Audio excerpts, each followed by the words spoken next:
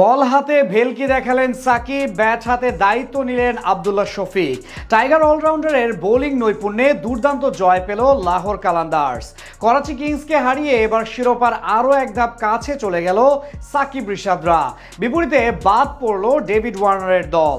লাহোর কালান্দার্সের এমন দুর্দান্ত জয় নিয়ে বিস্তারিত জানবো রিপোর্টে।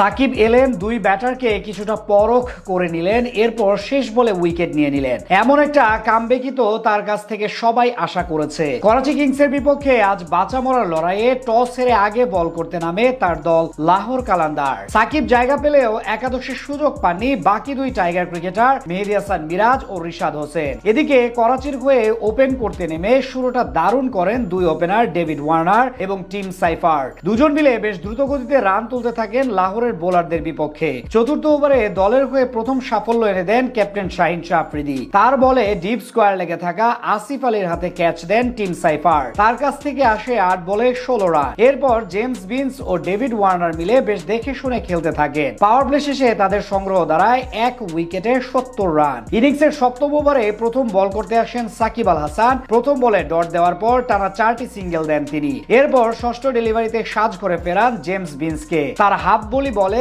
লেগ সাইড দিয়ে বড় শট হাঁকাতে গিয়ে ডিপ ব্যাকওয়ার্ড লেগে থাকা মোহাম্মদ নাইমের হাতে ধরা পড়েন এই ব্যাটার আর উইকেটের খাতা খুলেন সাকিব। তবে এক প্রান্ত আগলে রেখে তাণ্ডব অব্যাহত রাখেন অজি ওপেনার ওয়ার্নার। 31 বলে তুলে নেন অর্ধশতক। মাঝে ইরফান নিয়াজি ও সাদবেক চেষ্টা করলে উইকেটে বেশিক্ষণ থিতু হতে পারেননি। এদিকে প্রথম ওভার করার পর অজানা কারণে আর বোলিং এ আসেননি সাকিব আল হাসান। শেষ পর্যন্ত ডেভিড ওয়ার্নারের 52 বলে 75 রানের দায়িত্বশীল ইনিংস ও শেষ দিকে খুশদিল শাহ 14 বলে 27 রানের উপর ভর করে 190 রানের পুঁজি পায় করাচি কিংস।